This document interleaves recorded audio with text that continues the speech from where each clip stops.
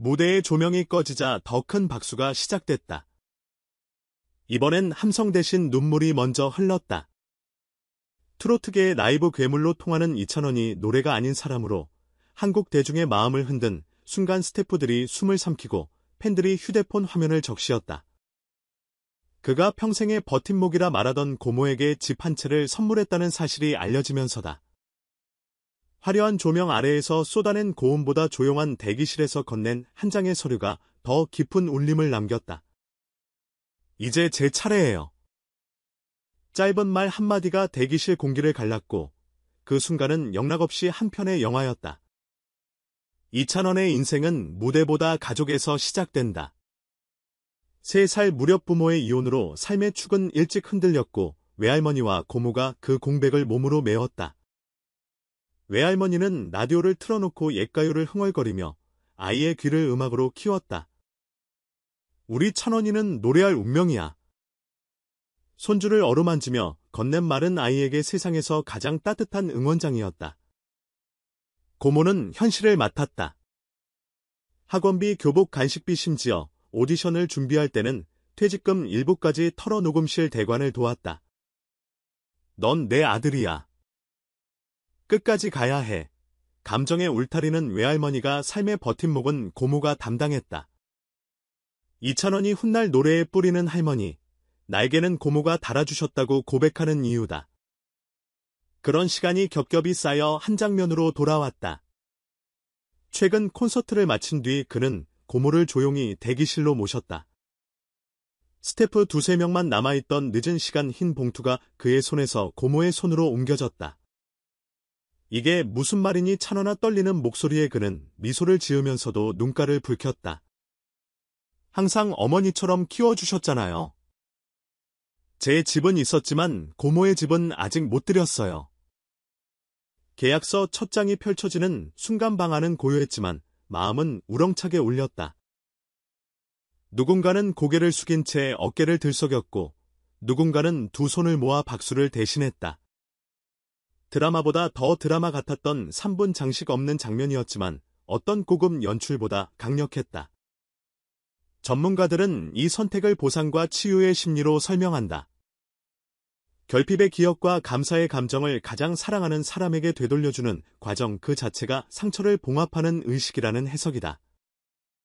어린 시절의 얼룩을 성공의 옹기로 덮는 이 복구 작업은 단지 본인만의 이야기에 그치지 않는다. 이를 지켜보는 많은 이에게 사랑은 반드시 방향을 찾아 돌아온다는 확신을 심는다. 그래서였을까 SNS에는 역시 진짜 스타는 무대 밖에서 보인다. 돈보다 마음 그게 이찬원의 음색이라는 댓글이 줄을 이었다. 해외 팬들의 반응도 뜨거웠다. 이런 인간미는 언어와 국경을 넘는다는 문장이 영어, 일본어, 스페인어로 번역돼 퍼져나갔다. 이찬원의 노래가 오래 남는 이유도 여기서 읽힌다. 소리의 기술 앞서 사람이 보이고 과시보다 의미가 먼저 들린다. 할머니와 라디오 앞에 나란히 앉아 듣던 옛가락 고모의 손에서 건네봤던 따뜻한 도시락, 그 기억의 잔향이 그의 음색에 서린다. 그래서 그는 고음을 길게 세우기보다 단어의 호흡을 깊게 눕힌다. 꺾음은 장식이 아니라 문장과 문장 사이를 잇는 다리로 쓰고 애들은 감정의 초과근무가 아니라 내용의 지문을 찍는 방식으로 쓴다. 대중은 이 절제된 정직함을 알아본다. 한번 스쳐 지나간 바이럴이 아니라 해마다 꺼내듣는 플레이리스트의 첫 줄을 차지하는 이유다. 고모에게 선물한 집은 단순한 부동산이 아니다. 빈자리였던 과거에 놓는 단단한 기점이자 사랑이 유통되는 경로를 바꾸는 실물징표다. 수십 년간 받기만 했던 마음을 이제는 내 이름으로 보태겠다는 선언, 그것이 집이라는 형태로 가시화됐다. 어디에 지었는지조차 크게 중요하지 않다. 중요한 건 그 공간이 더 이상 잠깐 빌려 쓰는 집이 아니라 우리가 만든 집이라는 사실. 벽지가 마르면 벽에 처음 붙을 사진도 뻔하다. 3대가 나란히 찍은 사진. 할머니는 의자에 앉아있고 고모는 웃고 있고 이찬원은 가운데. 누군가의 눈에 평범해 보일 그 사진이 누군가에겐 평생의 목표였다. 현장에 있었던 동료 가수는 그날 노래보다 더 큰 노래를 봤다고 말했다. 스테프는 이런 장면은 인생에 몇 번 오지 않는다고 했다. 이 짧은 증언들이 보여주는 건 스타의 힘은 음표만으로 완성되지 않는다는 사실이다.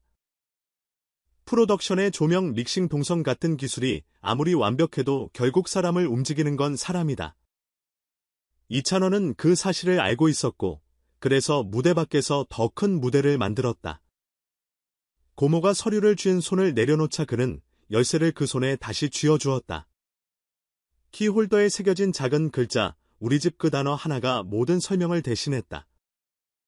팬덤의 반응은 한편의 응원가처럼 이어졌다.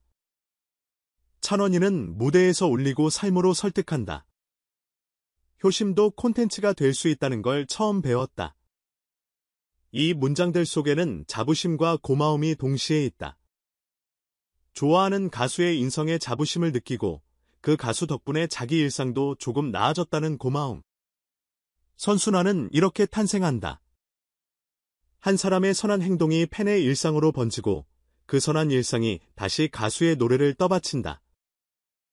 열광은 스펙터클에서 오래가지 않지만 존경은 일상에서 오래간다. 이번에 탄생한 건 열광이 아니라 존경에 가까운 감정이다. 물론 이 모든 건 순식간에 만들어지지 않았다. 10대의 이찬원은 수없이 많은 오디션 문을 두드렸다. 그때마다 고모는 새벽버스 시간을 메모하고 할머니는 일은 아침 따뜻한 국을 떠주었다. 학교 수업이 끝나면 연습실로 달려갔고 주말엔 시골 행사장 작은 무대에도 올랐다. 객석엔 늘 두 사람이 있었다. 박수 소리의 방향이 어디를 향하든 손바닥이 먼저 부딪히는 건 그 두 사람이었다. 결과가 좋지 않은 날엔 괜찮다. 오늘은 배운 날이라며 등을 두드렸다. 그 위로를 먹고 자란 목소리이니 무대에서 누군가를 달래는 방법을 본능적으로 안다. 그래서 이번 소식은 선물이라기보다 회답에 가깝다. 넌 반드시 무대에 서야 한다던 고모의 외침에 이제 무대박에서도 제가 설계요라는 아들의 대답 노래가 끝난 뒤에도 계속되는 박수, 무대가 끝난 뒤에도 계속되는 약속, 진짜 스타는 화면이 꺼져도 존재감이 꺼지지 않는다. 집 한 채에 담긴 의미를 읽어낸 팬들은 이번 일을 사적인 미담으로 소비하지 않았다. 오히려 자신들의 자리에서 작은 실천을 예고했다. 어떤 팬은 부모님과 외식하기라는 댓글을 달았고 또 다른 팬은 오래 연락 못 드린 고모께 전화하기라며 인증을 올렸다. 스타의 서사가 팬의 일상으로 번역되는 방식이보다 건강한 유통은 없다. 특기할 지점은 이 인간적인 서사가 그의 음악 활동에도 직접적인 힘이 된다는 점이다. 최근 무대에서 그는 이전보다 더 깊고 낮은 톤을 자주 쓴다. 울림을 길게 끌기보다 침묵을 한 박자 더 쥐고 간다. 공백이 생기면 관객은 자기 이야기를 그 빈칸에 채워 넣는다. 할머니의 라디오, 고모의 손, 자신들의 가족사, 그 빈칸은 객석 수만큼의 사연으로 채워진다. 그 결과 같은 곡이 공연마다 다른 표정을 얻는다. 이게 롱런하는 가수의 방식이다. 트로트의 전통을 보존하면서도 개인의 서사로 오늘의 감각을 입히는 이찬원은 지금 그 지점에서 정확히 호흡하고 있다. 이번 장면을 보도한 언론은 무대 밖에서도 무대를 만든 가수라는 표현을 쓰며 의미를 더 칠했다. 광고계는 그를 스토리텔러형 모델로 주목한다. 브랜드가 요즘 찾는 건 일시적 화제보다는 머무름과 신뢰다. 사람 냄새가 나는 이야기, 오래가는 목소리, 선한 영향의 기록. 이것들이 합쳐질 때 한 스타는 산업의 중심으로 이동한다.